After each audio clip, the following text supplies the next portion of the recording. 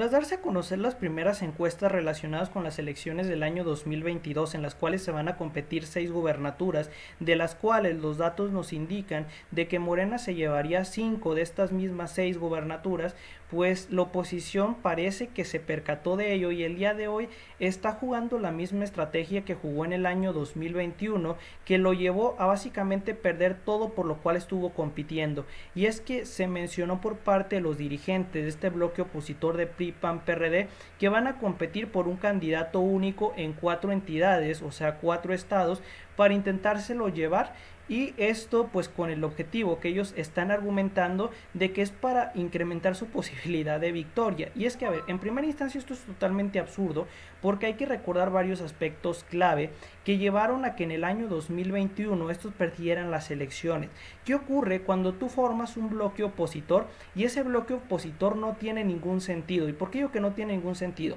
¿Quiénes son los que integran este mismo, pues vamos a decir, conjunto de partidos que están en contra del actual gobierno? Lo integra el PRI, lo integra el PAN, lo integra el PRD, lo integra Claudio X González, lo integran varios grupos de poder en nuestro país que solamente vieron por sus intereses durante bastante tiempo. Entonces, ¿qué pasa? Tú juntas a la izquierda, que es justamente el PRD, izquierda entre muchas comillas, y a la derecha, que es el PAN, ¿y qué ocurre? Que tú al hacer un contraste y decir, oye, ¿cómo pueden compartir ideas la izquierda con la derecha? Porque justamente las visiones de nación son muy diferentes en varios aspectos. Entonces, a la hora de que ellos dicen, nos vamos a juntar con aquellos que nosotros criticábamos, dejan claro que los ideales y los principios desaparecieron, y pues la gente dice, oye, no tenías ideales, no decías que esto estaba mal y ahora tú estás colaborando con ellos.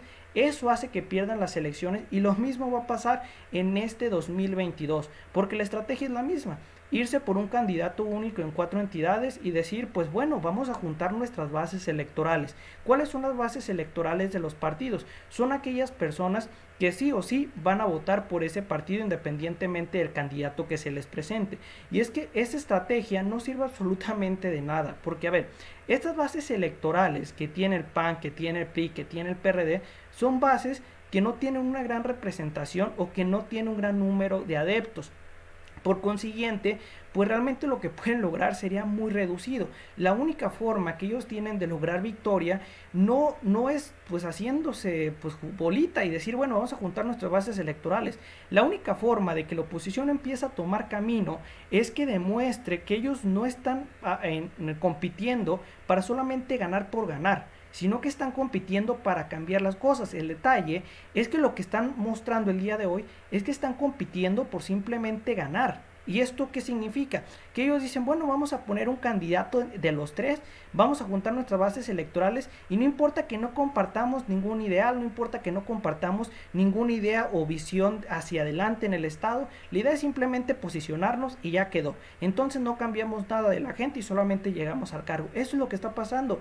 ¿Por qué? Porque tú, al repartir el hueso entre 3 partidos principales, ¿qué es lo que pasa? Muy simple, que cada uno quiere su hueso, y entonces la gobernabilidad en esos estados pues se vuelve imposible, porque va a haber personas del PAN, va a haber personas del PRI, va a haber personas del PRD, que cada uno va a tener sus visiones, y por consiguiente pues cada uno va a decir, no, esto está mal, no, esto está bien, esto es súper mal, esto es súper mal, y van a empezar las disputas, las riñas, y eso no va a traer ningún beneficio a los estados. Y es que, como yo lo he dicho, la oposición no se ha enterado que perdió en el año 2022, no por el hecho de que sean súper malos, que también es uno de los puntos clave, sino porque ellos rompieron el tema de los ideales. Ellos decían que eran enemigos de uno de otro, pero resultó que ahora son tan hermanos como si fueran familiares. Entonces es ahí donde está la circunstancia que tenemos que analizar y darnos cuenta que esa estrategia que se siguió en el año 2021 no va a funcionar en el año 2022. ¿Por qué? Por lo que ya les comento, una cosa es una base electoral que puedes juntar, y otra que realmente la gente le dé cavidad a estos personajes que dejaron los principios de lado, porque la izquierda con la derecha no puede existir. Es básicamente juntar agua con aceite. ¿Por qué digo que juntar agua con aceite? Porque no lo puedes juntar. Simplemente van a estar separados por cada uno de los contrastes que existe entre cada uno de las visiones de país que tienen.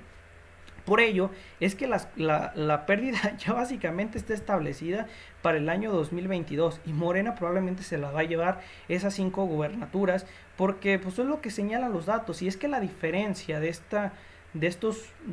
la primera posición con la segunda posición, en donde Morena lleva la victoria, que son en 5 entidades, pues es la diferencia bastante amplia, no son 3 puntos, no son 4 puntos, son hasta 10, 20 puntos. Entonces ahí es donde dicen, no, pues está imposible que estos personajes lo puedan rebasar, porque no son puntitos pequeños la diferencia que existe.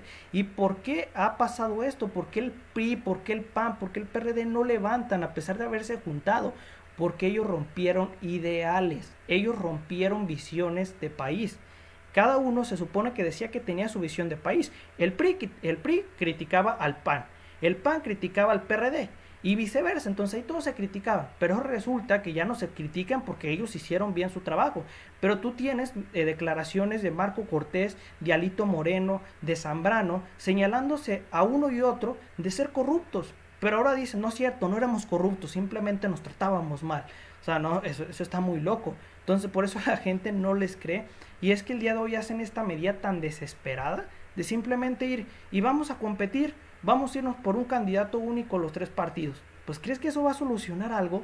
¿Crees que va a servirle a las personas que les digan, no, es que si vamos a ir los 3 significa que va a ir mejor las cosas? Señores, las cosas no funcionan así. Si quieren realmente obtener victorias, lo que necesitan es dejar esas tonterías de coaliciones y poner un candidato que represente la visión que pueden tener los ciudadanos en esas entidades.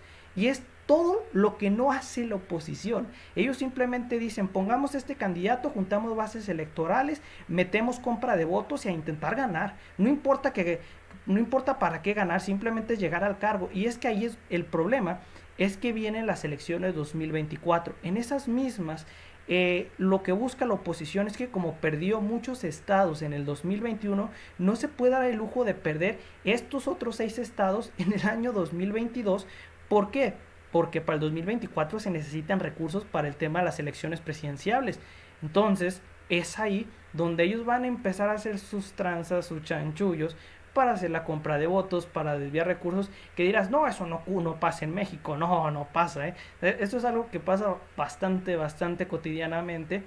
Por eso es que les digo que la estrategia que están utilizando es, están tratando de meter todo el asador, pero lo están haciendo mal. O sea, básicamente están metiendo la carne a un asador que está pues al 100% en cuanto a que está básicamente quemando todo. Así están metiendo la carne al asador sin darse cuenta que van a quemar todo. O sea, que ellos mismos se están dando en la torre porque no han cambiado lo que la gente les ha criticado. ¿Qué es lo que han cambiado?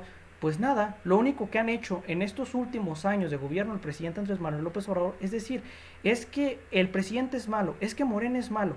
Pero cuando tú te pones a ver si ellos han dicho, bueno, nosotros vamos a hacer esto con esto para cambiar esto, aplicando esto. No, lo único que veo de la oposición cada vez que se juntan y hacen sus discursos es decir, es que Morena, es que el presidente, pero cuando oyes, pues propon algo, no chingues, pon algo que te ponga enfrente.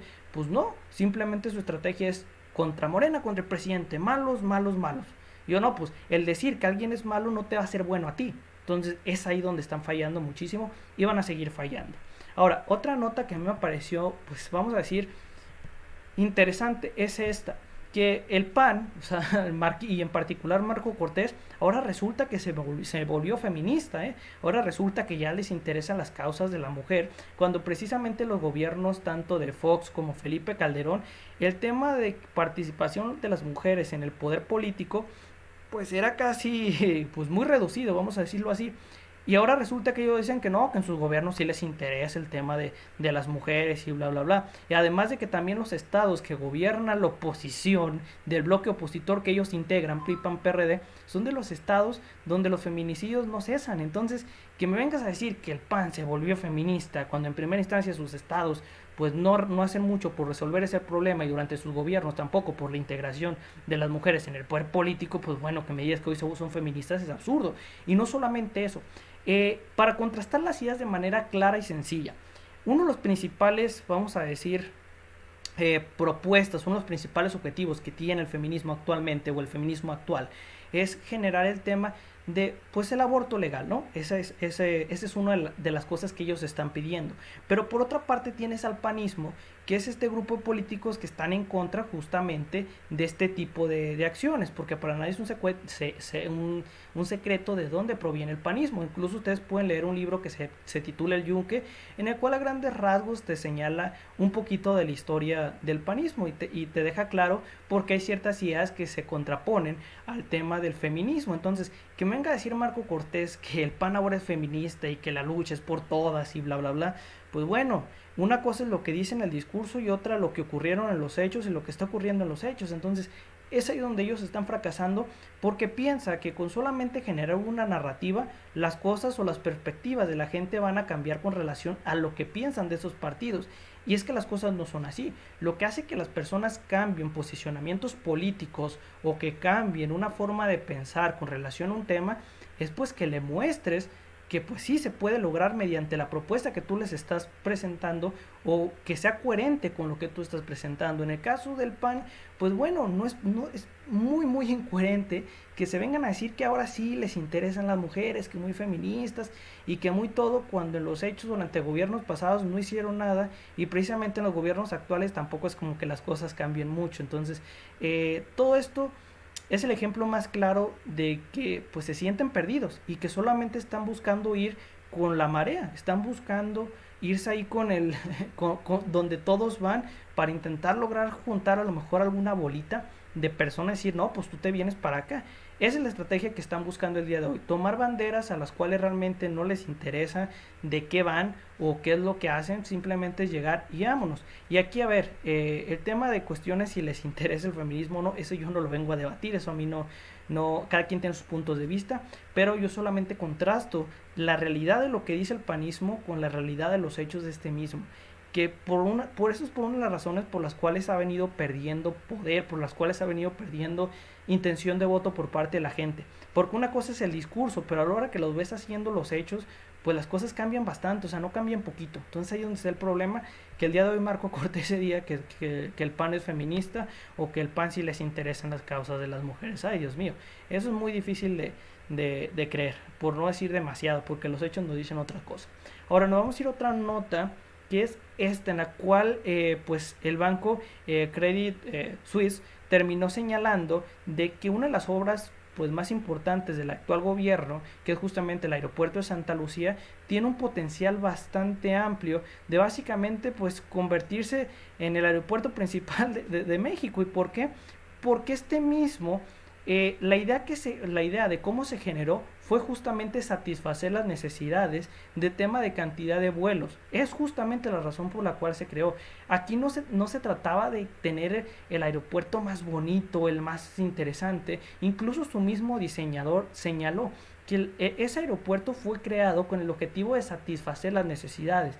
Porque, a ver, en ocasiones hay cosas que no lucen, digamos, lo más interesante, lo más bonito del mundo, pero que justamente cumplen mejor las cosas que lo que podía cumplir otra cosa que se ve muy bonita. Un ejemplo de ello, yo te puedo decir, bueno, a lo mejor si tú compras una Mac, se ve muy bonita, se ve muy interesante y te cuesta muchísimo, pero tú puedes tener básicamente un rendimiento incluso superior a una Mac armándote tú la misma PC, que sí no vas a tener a lo mejor el mismo diseño, lo más elegante, pero que va a ser mucho mejor, que te va a dar un rendimiento mayor, lo va a lograr y con un menor precio. Justamente esa es la razón por la cual se creó ese aeropuerto de Santa Lucía, porque lo que buscan no es necesariamente que sea lo más bonito del mundo, sino que lo que busca es que satisfaga una necesidad y lo haga de manera eficiente. Entonces, justamente este banco señaló de que al darse cuenta del avance que han venido teniendo, de justamente el tema de la planeación,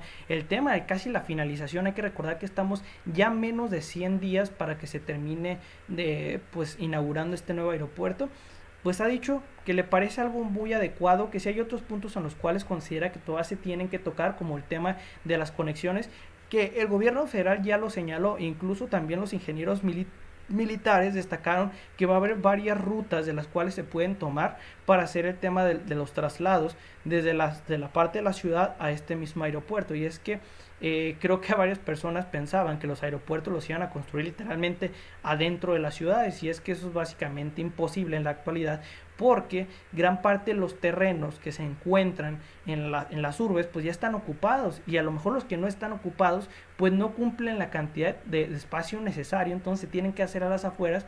Por consiguiente es que pues las distancias no son cortitas, incluso esta distancia que está mencionando, que está súper lejos, el de Santa Lucía, no solamente ocurre en México, sino también en otras partes del mundo donde ya se ha mencionado de que los aeropuertos están lejos, pero que existen mecanismos de conexión que te permiten llegar a esos lugares. Y aunque existen esos mismos mecanismos de conexión, pues tardan su tiempo. Y es que el objetivo, o mejor dicho, la razón por la cual están tan lejos es porque necesitan grandes cantidades de espacio, y regularmente esas condiciones no se cumplen en las urbes, entonces se tienen que ir a las afueras de las mismas urbes, lo cual hace que el tema de la distancia sea muy pero muy prolongado.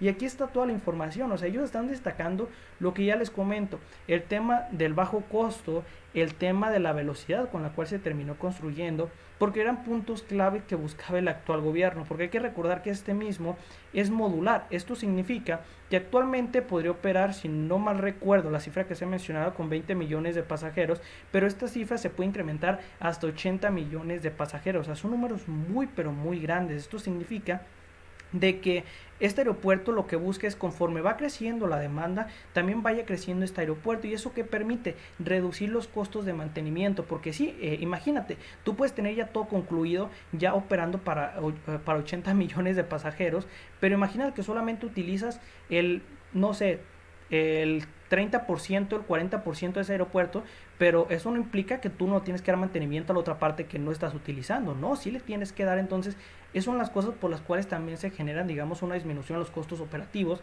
que pueden llegar a tener estos mismos, que simplemente el crecimiento que se va generando en este aeropuerto se genere mediante, pues digamos, la demanda. Entonces si va creciendo la demanda, pues simplemente esa modularidad que existe se pueda generar, y entonces se puede ir incrementando conforme la demanda va incrementando, y así pues también tener el tema de los costos, digamos, más adecuados. Además de que tampoco es un aeropuerto que está súper mal, no, o sea, ya ha habido varios recurridos en los cuales se ve que ese mismo cuenta con varios temas tecnológicos que van a ayudar a que sea más fácil el tema de los traslados. Entonces, y a ver, este tipo de notas donde calificadoras y determinados bancos han dicho, a ver, esto me parece, creo que va por el buen camino, hay otras cosas que se tienen que considerar, pero que es muy probable de que este mismo aeropuerto en el futuro pues sea considerado los más importantes, sea considerado el más importante de México, porque tiene el potencial para hacerlo. Entonces, creo que aquí responde pues una de las preguntas que suele hacer la oposición,